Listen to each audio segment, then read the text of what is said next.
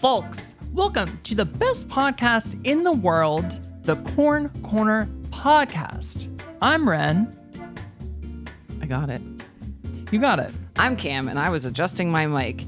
Anyway, I'm Cam, and did you know that in the 2005 film The Descent, there are no actual caves in the movie? That's surprising as hell to me, but then you think about it and you're like, of course there's no actual, they didn't go in an actual cave to film every day. They built caves. They built caves at Pinewood Studios. Wow. Yep. They're really doing the job of God Yeah. in this. And that's really what a movie's about.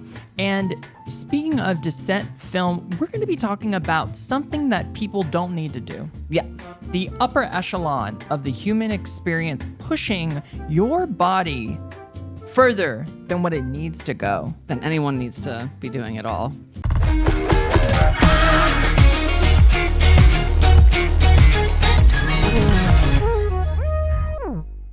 You were talking about the Descent film. Yes. Which you've Very seen. scary. Yeah. I'm shocked you've seen it now. I've been made to watch it by many different people in my life. Scary. Does that mean you've watched it multiple times? I have. Really? Yeah. How many? I would guess 2.5. That's fair. Yeah. Sizable amount for you to watch a movie. I don't think a lot of people see movies over and over. I think that you do. I don't think it's a thing that people do. I think that Corn Corner listeners are at least 75% repeat movie watchers, aka they are autistic. Listen, I'm allowed to say it. You're allowed to say these things. We don't know that for a fact, but we are going to put out the polls. And we're going to we have a Google survey going on. Yeah.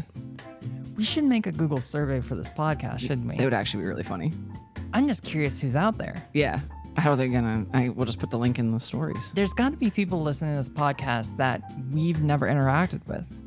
Yeah. I would say. I hope. Yeah. It is fun to think about that. I interact with like 5 people weekly. It's fun to think about, and to be clear, we have more than 5 listeners. Yeah. It is fun to think about somebody right now in their car, their little hands are on the steering wheel.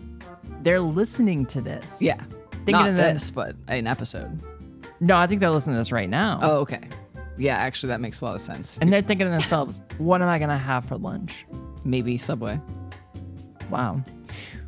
What if somebody now is thinking, what am I have for lunch? And then they're like, damn, I should get Subway. Yeah. And they go and get Subway. They get the spicy Italian with a little bit of marinara sauce on it. Or the sweet onion chicken teriyaki. Wild. Extra cucumbers. Yeah. Yeah. Wow. It's just crazy to think about that happening. It could happen. This is a great intro. Yeah. Anyway, so you were thinking about this because you thought about Mount Everest. Yeah. Well, it's because I was the other night while not sleeping, as I'm wont to do, I got caught up on this Twitter page that is like morbid facts. Yeah. And it was about this guy, and it's not funny, but it's kind of funny, who got stuck in a cave and died, and the cave was called Nutty Putty Cave. That's funny. That Nutty is Putty? funny, but it is, I mean, it's tragic and a totally avoidable death. All these things. But and then I was thinking of all the stupid things that humans do just to say they did. What do you think we want to go to the extremes? I just think it's human nature to like do wild shit. I feel, and we all explore in different ways. Like we do rope and shit. Like yeah, I would say rope is a little bit different than going in cave. Maybe in terms of risk factor. I think that there are people that do rope in a way that it's as risky as going into Nutty Buddy Cave. Nutty Putty. I mean, I do think that you say about it. Yeah. Because most people aren't going to die in a cave that go cave exploring. Yeah, I would say. It's 1 in a million. It's way more likely than that, I feel. It's way more likely than that, but it's still 1 in... I was reading about Nutty Putty Cave, and within a span of several weeks, 2 different like Boy Scout kids got stuck in a similar area. I think that cave needs to be It has been. Thank God. After the guy died, they closed it down and blew it up with him still inside. Speaking of people stuck in a cave, you remember a couple years ago when the Thai kids were in the cave lost? And Elon Musk called the rescuers pedophiles. I do not remember that. That is a thing that happened. Fuck that guy. Yep. But I do remember that they said that when they got out, they wanted a dish to eat, and I can't remember what it is right now, but it's a Thai dish. It's like a street food dish. Yeah. And it's spicy ground chicken. Yeah. In like a spicy sauce with fried basil in it and stuff. And you eat it over rice. Yeah. I forget the name of Sounds it. banging, to be honest. Yeah. Yeah. And there's a correlation between a huge uptick in people eating that. Oh, because they like said that when And they got said rescued? that, yeah, they're like, we really want to go and eat this one dish. That's so weird. Yeah. I mean, I get it, the impulse, because I also would be like we just said, that sounds banging. Like, I started eating it because I saw them say, like, this is what I want. that's like so wild and morbid. It is wild and morbid, but I think I think the fascination with it is they're Thai kids. Yeah. And they're like, this is what I want. So you're seeing what an actual Thai kid would eat as junk food. Yeah, like an American kid would be like, I want McDonald's. Yeah. Yeah. So as someone who is a foreigner, I guess, it's like, whoa, I want that. Cool. Yeah. Well, what do you think the people who get trapped on Everest think about eating before they freeze to death? Probably McDonald's. Yeah. Because they are largely rich Americans and British people who compromise local culture. You've done some research on Everest. I've watched yeah. It's like you're a scientist. Yeah, I am the foremost trans mask leading expert on Everest. I watch like every Everest documentary that comes out. Like I don't know why, but if there's like a new one, I'll be like, whoop, gotta do it. Yeah. When you go to Everest, it's really only rich people. Yeah, because you have to pay like an exorbitant amount to go and be led, and you get passes and all this shit, and it's like a huge like. Do most people perish because they're not prepared for it? I think so. I think that people like, one, it's a mess there now because of the like overpopulation of it, of whatever, doing the whole thing. But I think people just are like, oh, what a neat thing. I'll pay someone and I just have to climb up the mountain. But they're like ill prepared. They don't know what to do when like a storm happens. They don't know what to do in case of emergency.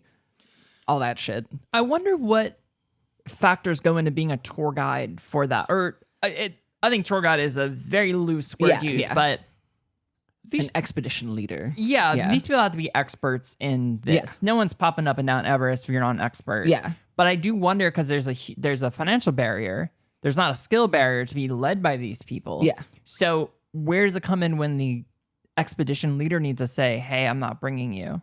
I'm sure there's like cases of that aplenty. And there's also cases of the expedition crew dying because they were trying to save one of like the idiot rich people. I've seen things where they say, we can't save this person. We're going to leave them. That's what happens most of the time. Yeah. Because it's like all like 10 of us die or just you. And then they just leave the bodies. Yeah. And then the bodies become like Karen markers on the trail, which is wild. It's like at the red suit, which is like the guy in the red suit, whatever. You like, you're here. And it's like, damn. I also can't imagine that thing. So I find it super interesting. Back in the day, it seemed like a cool thing because it's like, whoa, this is crazy. Not a lot of humans have done this. Still not a lot of humans statistically have done it. But knowing how many people die, why would you? That's where I'm like, have a huge disconnect. I think that people think they can outrun it. They can beat it. Yeah. But I don't get that either. Yeah.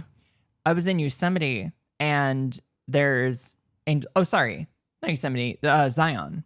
Angel's Landing, I think. I was going to say El Capitan, but that's Yosemite. No, it's, sorry, I meant Zion. Yeah. Angel's Landing. If I'm wrong about this, correct me in the comments, people, but it's this really narrow trail that goes to the top of a mountain, but it's super precarious.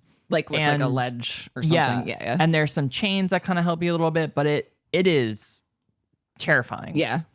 And we got up maybe 80%, and there are people in the wrong footwear. There are people in like with huge backpacks, and they're just kind of going up and down this thing. And I was like, fuck that. There's no way I'm going to do that. Yeah, no. There's no way. I just don't get it.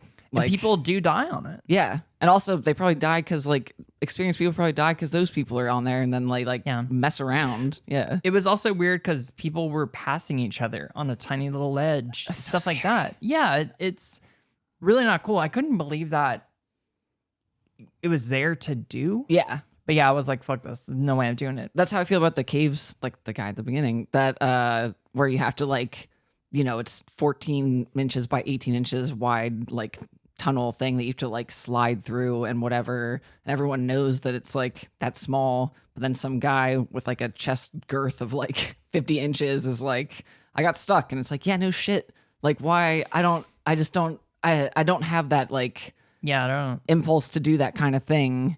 And I wonder what happens with people that do.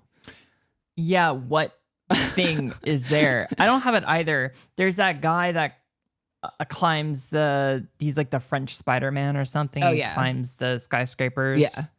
Which is illegal, I would think. Oh, it's absolutely illegal. Yeah. He even gets off the skyscraper and their cops are waiting for him. Yeah. He knows it's illegal. But I don't understand the impulse to do that either. That's also weird to me. Yeah. I will say that I think that what he does is cooler than doing something like on a guided expedition or something like that. Yeah.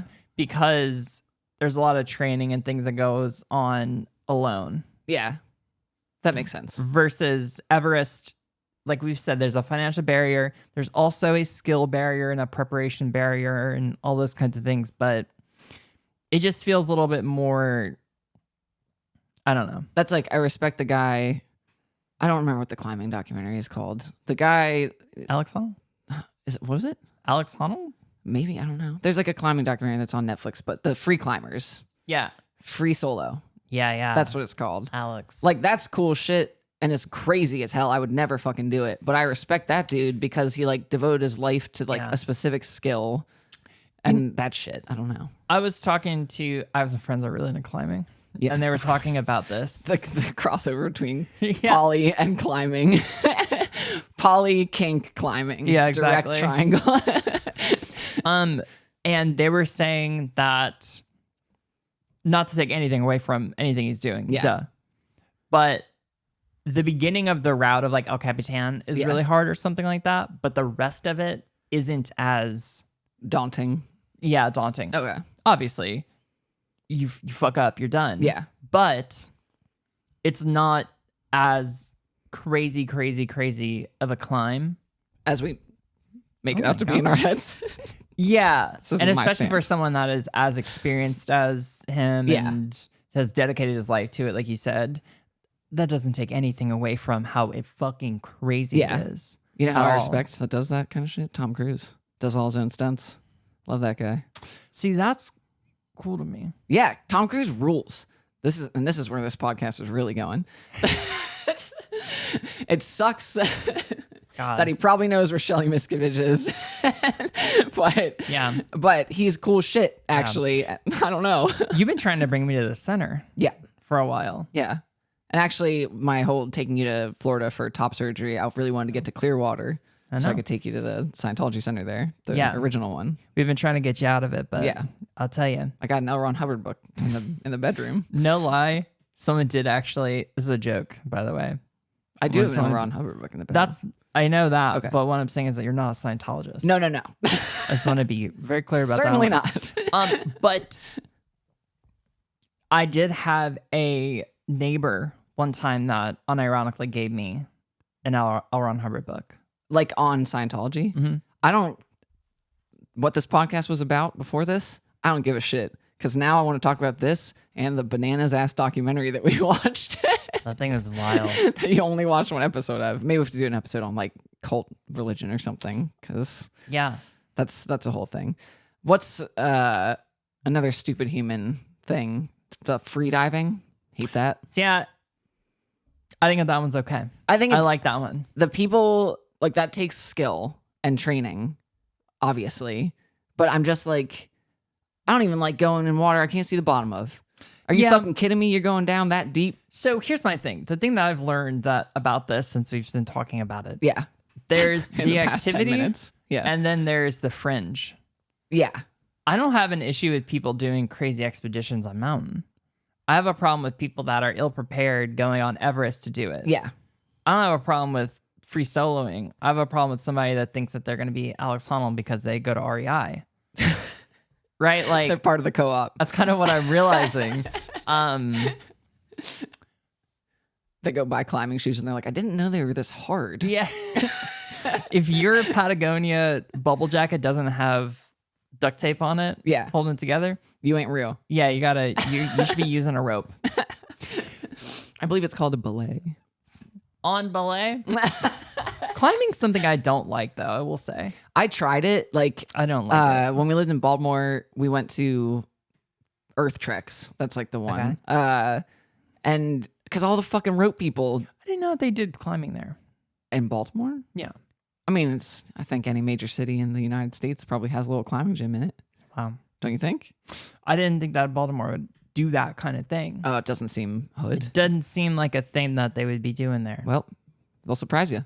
That's what they But- like to say. Yeah. That's why it's called the Charm City. Is that real? The Charm Yeah, City? Charm City. I've Yeah. never been. We gotta take you there sometime. I don't think that. Hey, I want to maybe. take you to Fells Point just so you can smell it. All right. Charm me up. Anyway, so I went to Earth Treks like a few times, probably with 10. And I only did bouldering because I don't like the belay thing. I don't like going very high in general in life. Although I guess it feels like the safer one because you are attached to shit and you can't really fall technically. I mean, you can if things fuck up, but there's like auto belays. There's like shit built into like whatever. And bouldering seemed more fun because it's like less of just the puzzle solving, but also feat of strength, whatever.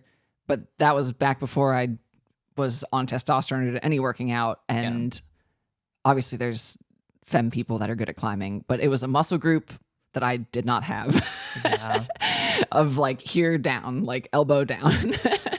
And I remember each time that we went, I would get back to the car and go to grab the car handle and couldn't because my hands were like, like, and I wanted to get into it because I actually like falling when you're bouldering. Like I like when you bail and you have to like do a little stuntman, that's fun. like back roll fall kind of thing and tuck your head.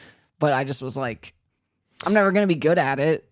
Yeah. I don't know. And it was fucking humiliating to be surrounded by 12-year-olds that are kicking my ass. Yeah. Like, so I just, Being a stunt person is something that I've always kind of had in the back of my head. I wish. I have friends that are stunt people, and It seems so cool. Yep. Yeah. That is something that is a stupid human thing because they are putting themselves in the worst situations ever and not getting paid enough at all and wild shit.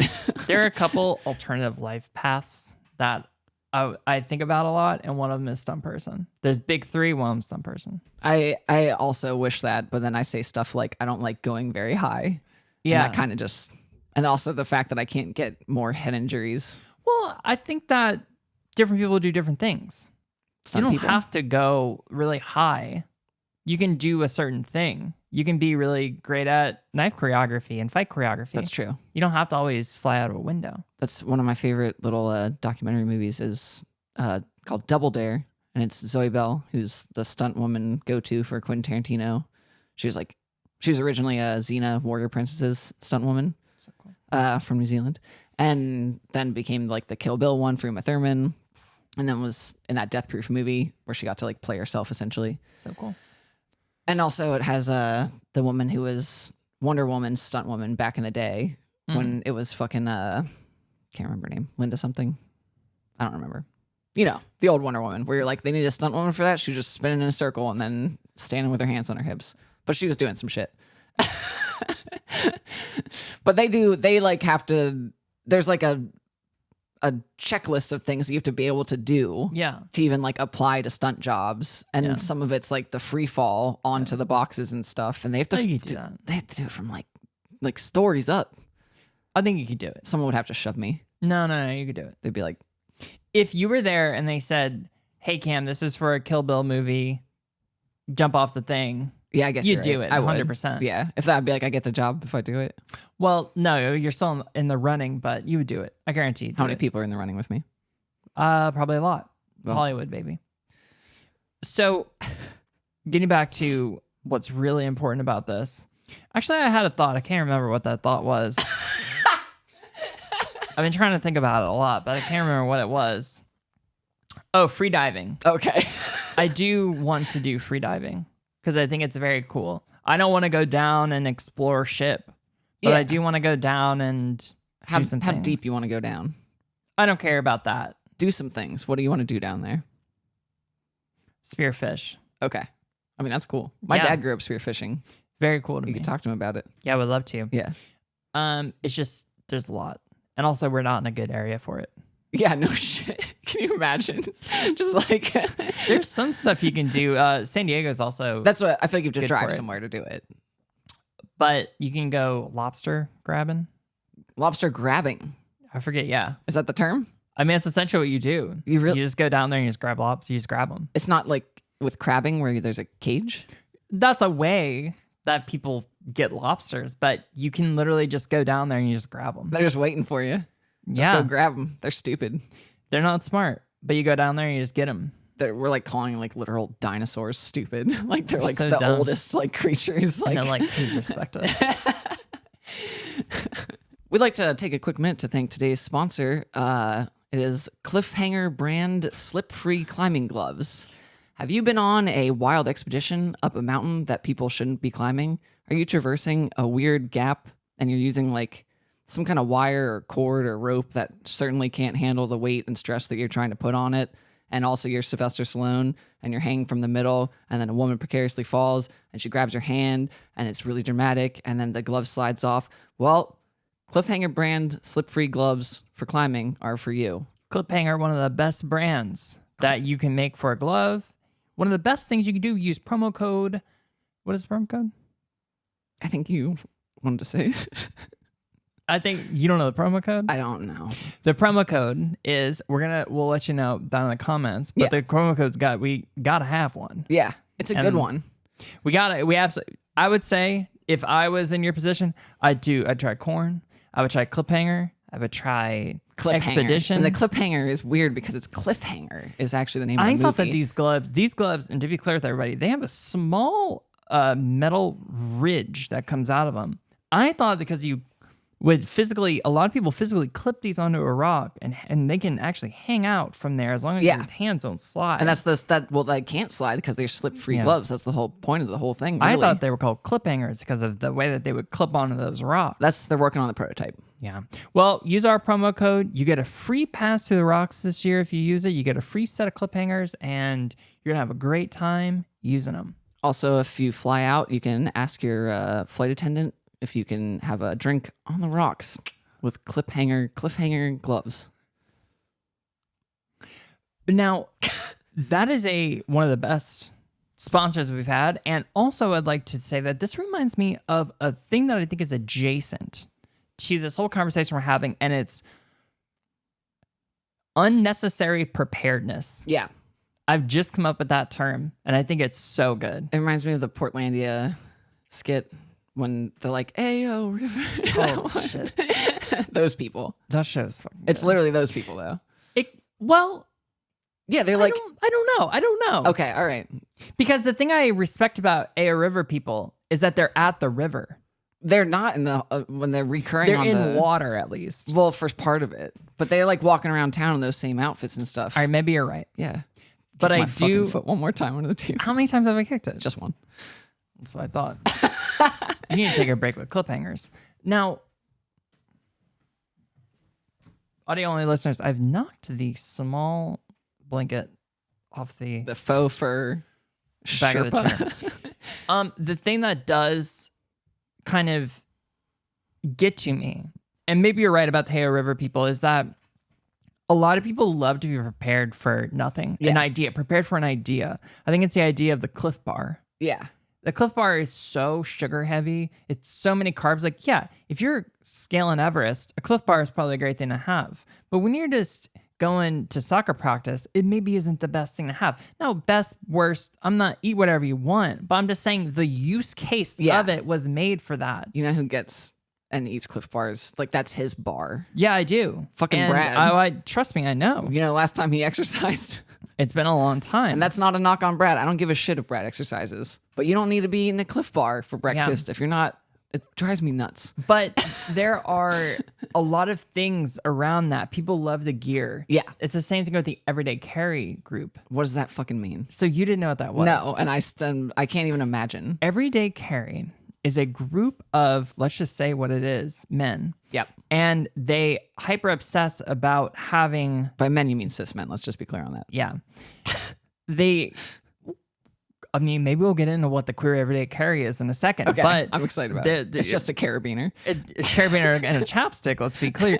But they lay all their things and they take pictures of it. So it's a wallet. It's always a knife. Yeah. You never know when there's a box that's going to need to be opened. And it's like an unnecessarily expensive knife. Yes. That like you shouldn't be using that blade to cut boxes. It's a pen. It's a little indestructible Gravity pen. Yeah. with a field notes next to it. Now, I am not attacking you because I do know you like those books. I do. But you're kind of co-opting it from that culture. Much which like I think my is military fun. fetish. Yeah. Yeah. And then also there'll be, I don't know, there's never really anything useful. There's never like a snack or anything like that. Those kinds of things. Yeah. So that everyday carry is, I think, kind of the same thing. Yeah. People love to be prepared. It makes me think of people who just like have a camelback, like for like no real reason. I don't know. Like when we'd go on like leisurely hikes when we lived in Washington State, and they'd be like you have a water bottle, that's good, but like you don't need a camelback for like a 2 mile there and back hike. Yeah, it's a bit much in my opinion. It is. I think that may be a small first aid kit. Great, you should have that. Sure, I do have a little one. Yeah, you should hike with that. Yeah, but outside of that, I think things that are fun. A sandwich is fun. That's great. But yeah, you don't need a fire starter. The likelihood of using a fire starter on an out and back 2 mile hike, slim. Who knows? But Who knows what could happen? But we are kind of making fun of people that when they are needed, they're rock stars. Yeah. I'm trying to think of other like unnecessarily prepared. Oh, like my mom has all those little like sports jelly shot packet things or whatever. And granted, my mom is a marathon runner, like not for speed or whatever. She just likes to accomplish it, which I think is fucking sick because my mom's in her like 60s.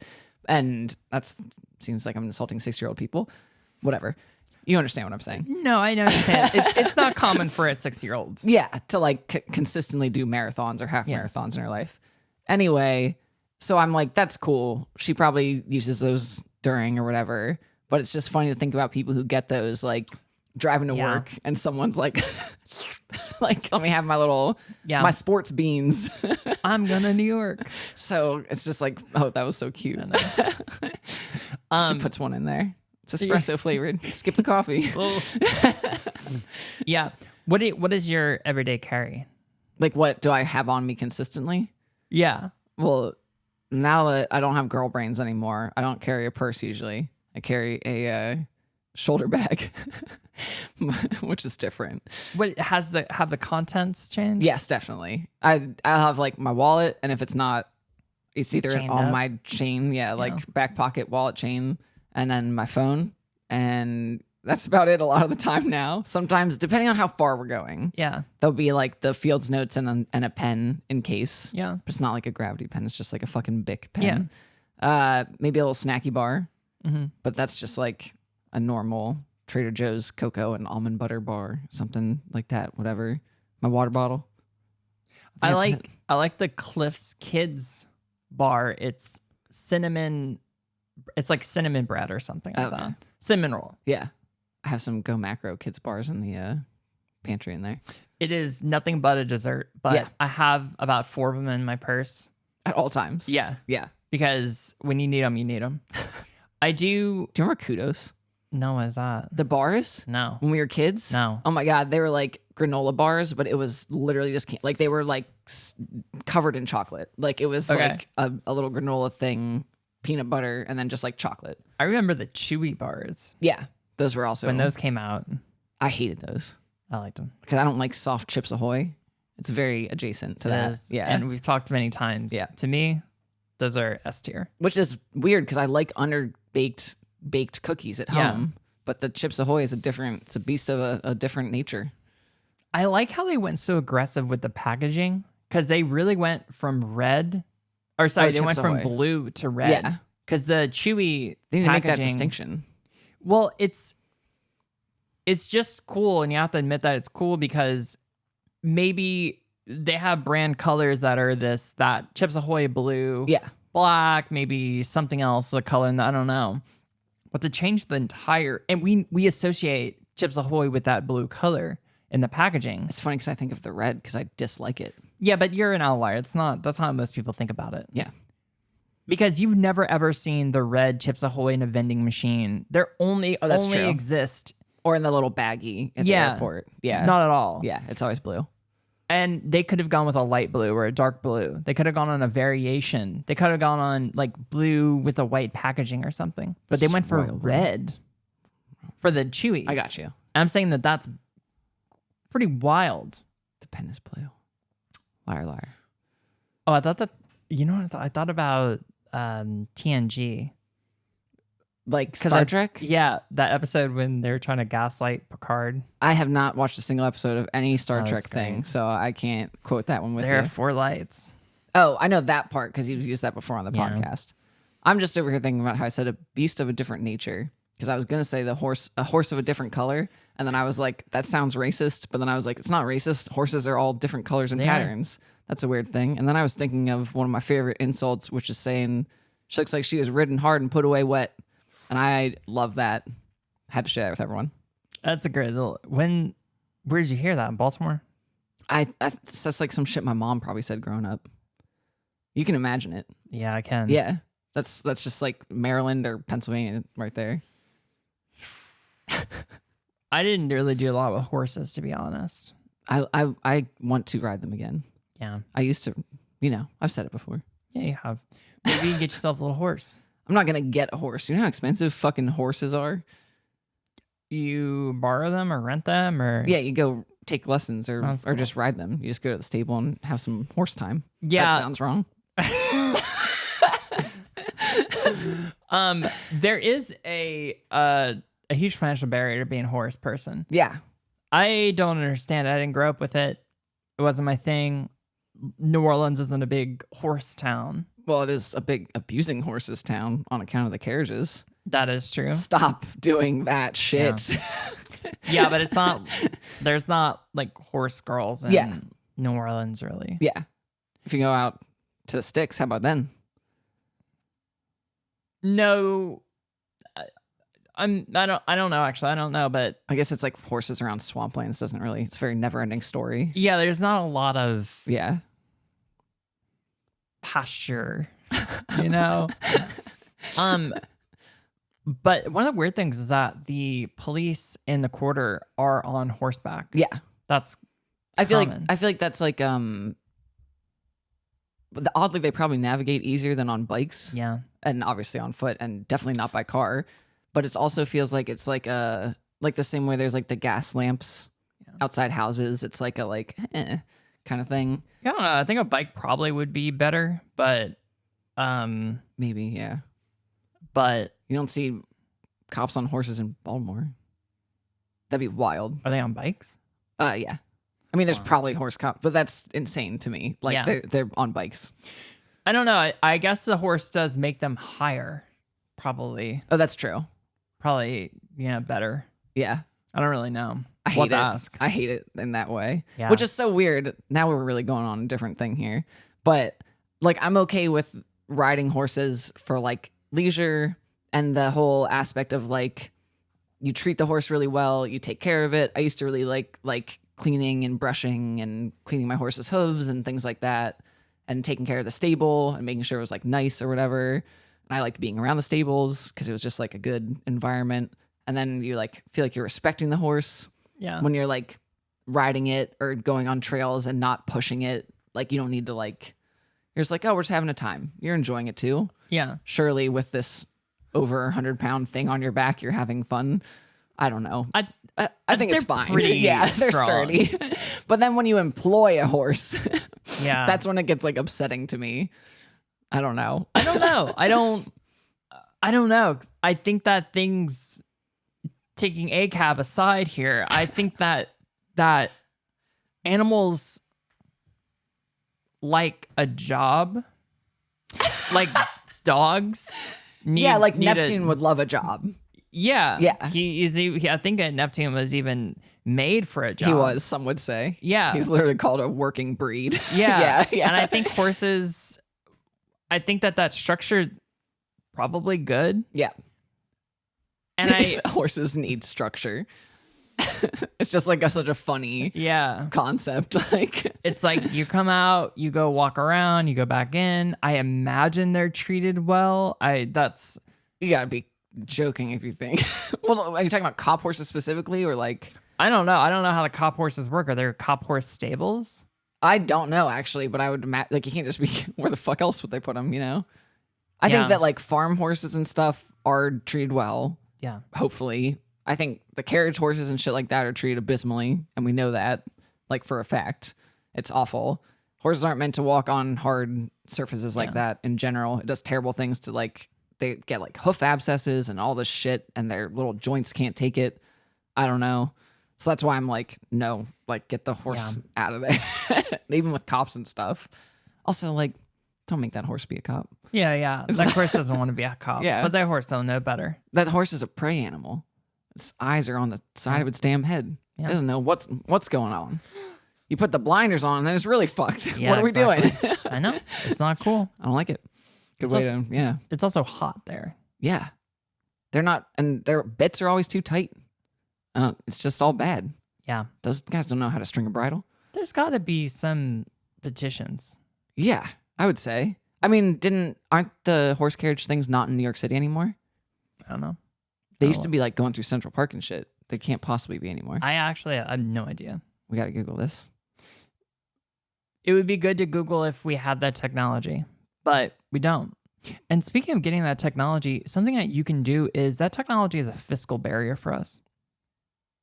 And the way that we can get money is via patreon.com/thecorncorner. Yeah. So I would implore everybody, if you love technology, get on that site. It's a technological site. It's good. It's at the cutting edge of technology, in fact, some would say. Yeah.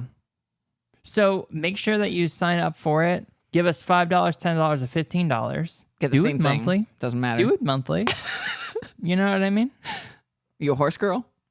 Get on patreon.com/thecorncorner. You're a horse girl, you got money. Yeah. You know what I'm saying? You're good to go. $15. You're using mane and tail, you're saving the money. Come on to patreon.com/thecorncorner. That joke was probably really good for a select group. You don't know what mane and tail is? Nope. Come on. What is it? It's horse shampoo. You can buy it, like humans use it though. Have you used it? Yeah, when I had hair. Yeah, right now. Why did you use it? Because you want to be like a horse? Yep. Why did you use it? No, because it's marketed as like good for like long, thick hair. Because fucking horsetails and shit. Like, so if you have hair that you kind of don't give a shit about, but you want to like, I don't know. God damn it. I grew up in Central Pennsylvania. So it's like normal to use fucking mane and tail. And it's a huge bottle. Like it's the Dr. Bronner's of shampoo and conditioner. Was it a thing where you would go to like take a shower and your mom would be like, oh no, actually here, use your special shampoo. And like your siblings were like, had real shampoo. No, it wasn't. I swear. We all played a game called Herd Your Horses. I've talked about it on this podcast before. It's a board game. Oh, okay. We were horse centric. We had horse like dolls. Mm-hmm. Big horse family there. Yeah, we loved it. Well, Nobody. Sponsor a horse, and by that we mean the Corn Corner podcast at thepatreon.com. Guy burned down that farm. Horses died. Our horses. Oh, no.